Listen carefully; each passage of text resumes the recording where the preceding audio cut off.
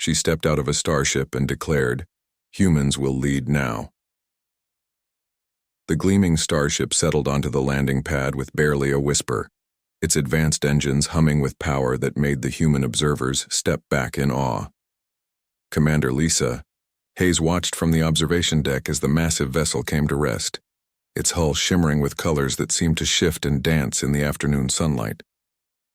"Contact protocols are ready," announced Lieutenant Amy Foster, her voice steady, despite the magnitude of the moment. This was first contact with the Zealotari Empire, a civilization that had dominated half the galaxy for over 3,000 years. The airlock hissed open, and a figure emerged that would change everything humanity thought they knew about their place in the universe. She was tall, nearly 7 feet, with skin that held a subtle blue tint and eyes that seemed to capture starlight itself. Her features were elegant yet alien, with high cheekbones and a graceful neck that spoke of a species evolved under different skies. But it was not her appearance that stunned the assembled humans into silence. It was the way she carried herself as she descended the ramp, her movements fluid and confident, like a predator who had never known fear. "I am Valara of House Thyron," she announced, her voice carrying across the landing bay with perfect clarity. The translation device she wore converted her words into flawless English. "I speak for the Zealotari High Council, and I bring news that will reshape your understanding of this galaxy." Director Kate Morgan stepped forward, representing Earth's newly formed Galactic Relations Committee. "Welcome to Earth, Valara of House Thyron. We are honored by your presence and eager to establish peaceful relations between our peoples." Valara's expression remained neutral as she studied the humans before her. Her gaze lingered on each face as if memorizing every detail. When she spoke again, her words carried weight that seemed to press down on everyone present. "Your species has been observed for some time," she said. "The Council has debated your fate extensively. Some argued for immediate annexation. Others suggested complete isolation until you advanced further." A chill ran through the human delegation. They had hoped for friendship, perhaps trade agreements or cultural exchange. This sounded far more ominous. "However," Valara continued, her tone shifting slightly, "recent events have forced us to reconsider our position entirely." She gestured toward her ship, and additional figures emerged. These were clearly different species, all bearing the same dignified bearing, but with varying physical characteristics. Some were shorter than humans, others taller, all wearing what appeared to be formal diplomatic attire. "The Kethran Dominion has begun expanding aggressively toward this sector," Valara explained. "They consume worlds like locusts, leaving nothing but stripped planets in their wake. The Council estimates they will reach Earth within 50 standard years." Captain Beth Turner, Earth's military representative, stepped forward. "What does this mean for humanity? What are our options?" Valara's lips curved in what might have been a smile, though on her alien features it was difficult to read. "That is where things become interesting. You see, the Zealotari Empire has ruled. Through superior technology and ancient wisdom for millennia, we have been the dominant power, the protectors of countless worlds, the arbiters of galactic law." She paused, her starlight eyes scanning the humans once more. "But we are old, and our numbers are few. Our birth rates have declined steadily for centuries. Our military, while advanced, lacks the numerical strength to face a threat like the Kethran alone." The implications hung in the air like a charged storm cloud. Director Morgan found her voice first. "You're asking for our help." "No," Valara replied, her tone firm. "I am offering you something far more significant." She reached into her robes and withdrew a crystalline device that pulsed with inner light. As she held it aloft, holographic displays materialized in the air around them, showing star charts, fleet compositions, and strategic analyses that boggled the human mind. "Humanity possesses something the galaxy has not seen in over 2,000 years, she continued.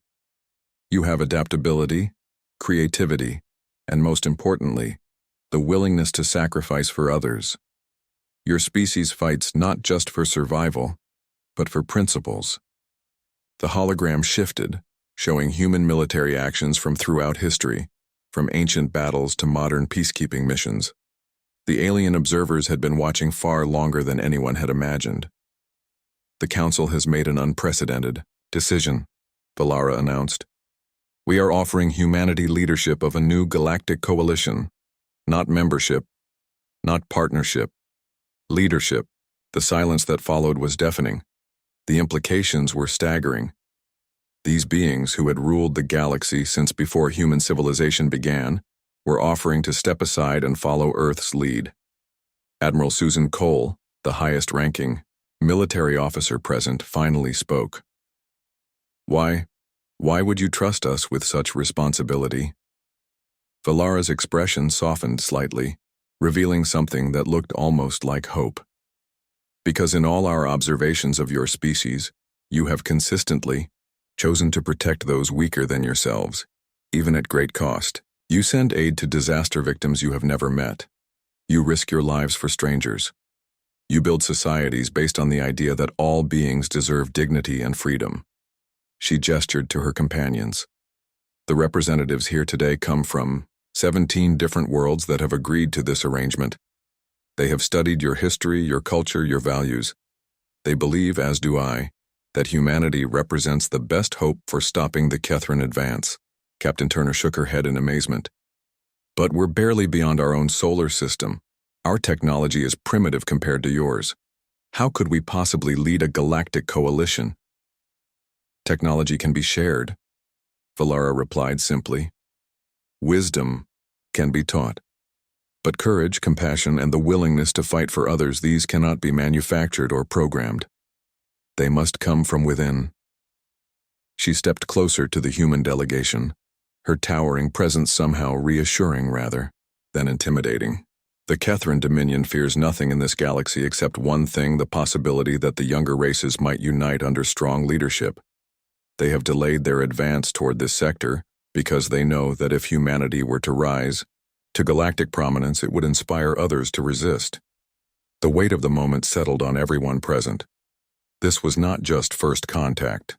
This was the moment when humanity would either step into a larger destiny or watch as the galaxy fell to an unstoppable force. Director Morgan looked at her colleagues, seeing her own thoughts reflected in their faces. The responsibility was enormous, the risks incalculable, but the alternative, leaving the galaxy to the mercy of a conquering force that showed no compassion, was unthinkable. What would this leadership entail? Morgan asked.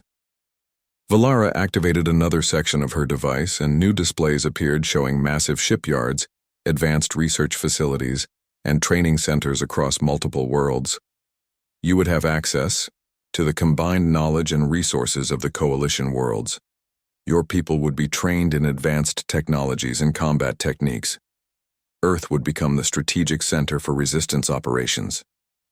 She paused, her expression growing more serious. But understand this, the Kethran will not simply accept this development. The moment you agree to this role, you become their primary target. They will throw everything they have at Earth and the coalition worlds. The alien representatives nodded solemnly, their commitment clear despite the dangers they faced. Admiral Cole studied the strategic displays. How much time do we have to prepare? 2 years, Valara replied. Perhaps 3 if we can slow their advance through sabotage and hit-and-run tactics. But no more than that. The humans exchanged glances, the magnitude of the decision before them sinking in. In less than 3 years, they would either be leading a galactic resistance or watching their world burn. Captain Turner stepped forward. What makes you so certain we won't fail? What if we're not ready? Valara's smile this time was unmistakably genuine, transforming her alien features with unexpected warmth. Because I have seen what humans do when faced with impossible odds. You do not surrender. You do not compromise with evil. You find a way to win. She gestured toward the stars visible through the landing bay's open roof. The galaxy needs that spirit now more than ever. The question is not whether you are ready. The question is whether you will accept the burden of leadership that history has placed before you. Director Morgan looked at her team one final time, then turned back to face the alien delegation. When she spoke, Her voice carried the weight of speaking for all humanity. "We accept." Valara nodded slowly, satisfaction evident in her starlight eyes. "Then let us begin. The galaxy awaits its new leaders."